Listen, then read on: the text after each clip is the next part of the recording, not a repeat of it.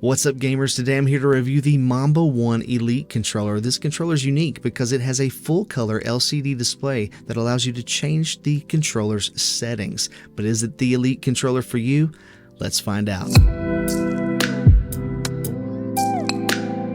And here we are. I just wanted to unbox this with you really quick. You can see there full color screen interaction. On the back we see that we have Hall Effect Joysticks, full color LED display, 4 remappable back buttons, and linear Hall Effect triggers. This also comes with the controller, a charging station, Bluetooth receiver, interchangeable thumbsticks, which I know a lot of people like. I'm interested to check that out, and a USB-C cable.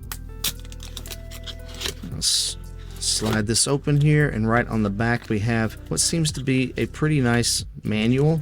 This is really thick, glossy paper. They didn't cheap out on that, which I think says something. It's going to go through all of your different settings, and it does talk about the layout, customization options, and interchangeable components. We have a rather nice USB-A to USB-C charging cable, and then right in here are those interchangeable thumbsticks that they talked about on the box. And I believe these are the long thumbsticks, but the tops of those feel and look pretty good, kind of like a PlayStation 5 controller. And here is the controller itself, along with the charging dock and the USB dongle. This does also come in black, but they sent me the white variant that has this clear top with kind of a cybernetic silver underneath, and it's pretty cool looking. First impressions are that we do have a D-pad that has micro switches underneath, but they're not as loud as the Xbox Series controller. It has a very subtle click to it. The face buttons are also micro switches. They're a little bit louder, but it's not too bad. The triggers feel really nice.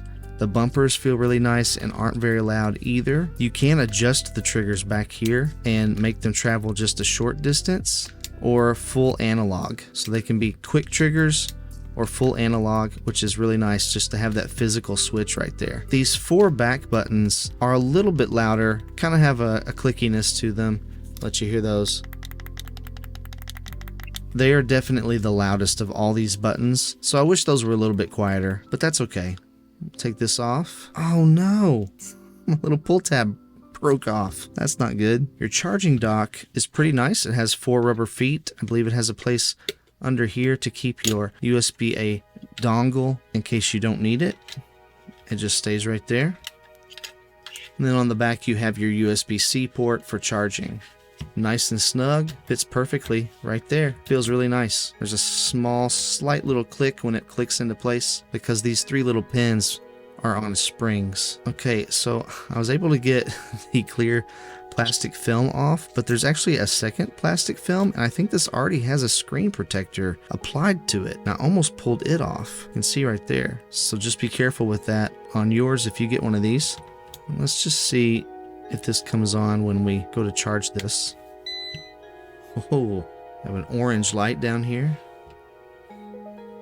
Charging. And then on the back there actually is a physical on-off switch. I'm going to turn that on, and you can see that the sides have these cool RGBs on it. It's very nice looking, very slick. Now I haven't connected this to anything yet. I just wanted to take a look at this screen first. Now this is not a touch screen display, but you can use either the joystick or your D-pad to move and select what you need to select. And then you use these buttons down here at the bottom to move in and out of menus. So we can see that you can have multiple configurations set up, 1 for Switch and then 3 other custom configurations where you can adjust buttons, joysticks, triggers, vibration levels. So let's just go into buttons here and see what we have. So you can select a button, hit start, and then change your settings. So let's say you wanted your A to actually be B, you could change that. You can also turn on your turbo setting from here as well. You can also set up your multi-button presses from here, and this can be up to 20 keys. So this is actually going to be a great controller for fighting games, for those long combos. You could literally plug those in and say, man, just push that M1 button and it's going to perform those perfectly every time. All right, so as I was editing this, I realized I didn't show off the mappable buttons on the back, so I've come back on another day to show off how to program those on the screen. And we're going to try this out here. Yes, yes, yes. So I'm going to look at the move list really quick, and I already tried one. It's XXA, and so how I did that is that you hold the home button for 3 seconds. You go to settings, you go to button, you go to which mappable button you want to use, and then what you do have to do is you have to put in the combo, and as soon as you hit the first button, it's going to start timing you. So it actually takes into account how quickly you do it or how slow you do it, and then when you hit like M1, if you take 20 seconds to put in that button combo, it will do the button combo in the game over the course of 20 seconds. But if you do it really quick, like within a second, it will do it within 1 second. I'm going to hold M1 to clear this out just to show you. To do Thrill Seeker, you would hit XXA and plus, and then it's going to say complete. So then if you go back in, it's going to show that XXA the total time for that is 0 seconds, so it was under 1 second. And then when we go back to the game, I can push M1 and perform that move perfectly every single time. What about Hurricane Bow? That Hurricane Bow you can just do with 1 button press instead of 3. That's pretty cool. And for somebody that really stinks at fighting games like me, that's kind of a game changer. And you get 4 different combos you can program into this controller. When you go into your joystick settings, you have the ability to set the curve for your left and right joystick. So you can set it to default, which says mainstream games, immediately, which is action fighting games, latency role-playing games, or high-performance shooting racing games. And then once you select one of those, you'll see that the curve changes. You can also adjust the dead zone for each stick separately.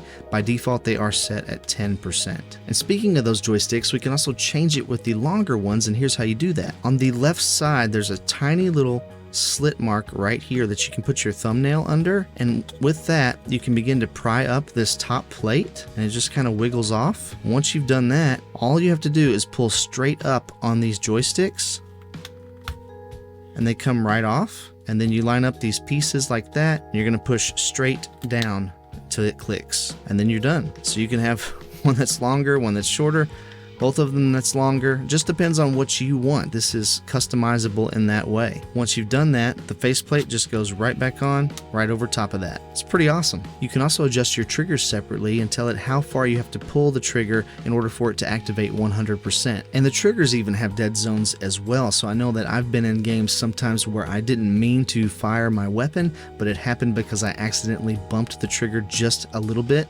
and you can adjust that dead zone here, which is pretty cool. And then the last setting is your vibration settings, which there are 5 levels of vibration strength with this controller. And then lastly on here, you can change what mode you want to be into, whether it's PC, Switch, Android, or iOS. And I think that's so unique because other controllers I've had, you had to remember like a combination of buttons, right? You had to remember like LB and RB and press Y at the same time for 5 seconds, and then it'll change to Android mode. And then if you do a different button combination, it switches to PC or whatever it is.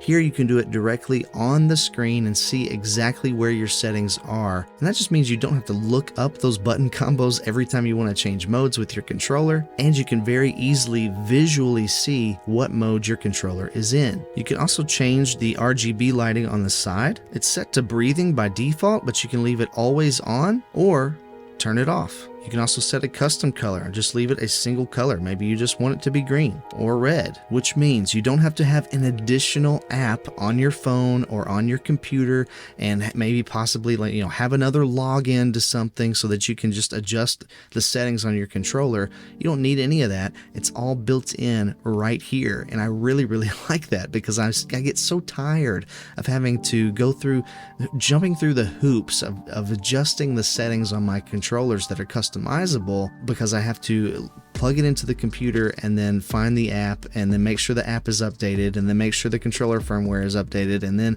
eventually I get to change the settings and save them and then hope that I did it right when I go back to play so that I don't have to go through all of that again, right? This is all built in right here on the screen, and I think that's absolutely genius. They even thought to put languages, calibration, and button testing right here on the controller, so you can test all of the buttons and know that they are all working appropriately. Or maybe you feel like your joystick is a little bit off, well, you can calibrate it using the on-screen display. So all of that's really nice. This feels like it's built really, really well. The buttons feel nice. The It's very comfortable, very ergonomic in the hand, but how does it perform?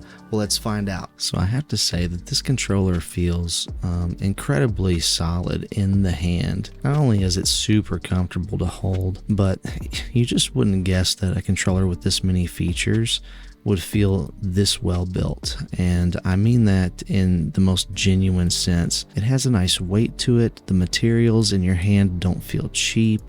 It just doesn't feel like they cut any corners, and it also feels incredibly responsive. Also, the controller rumble is very noticeable in your hands. Like, it vibrates very well, but I can't actually hear it, which is fantastic. I think that it's so quiet. It's also pretty cool because you can actually watch it spin right inside here. In the black version of this controller, you can't see those, but you can actually watch those spin inside the controller. I don't know if you'll be able to see it, probably not on the camera, but you might be able to see it when it stops. So it's vibrating, then it stops, and then it starts again, stops, starts again.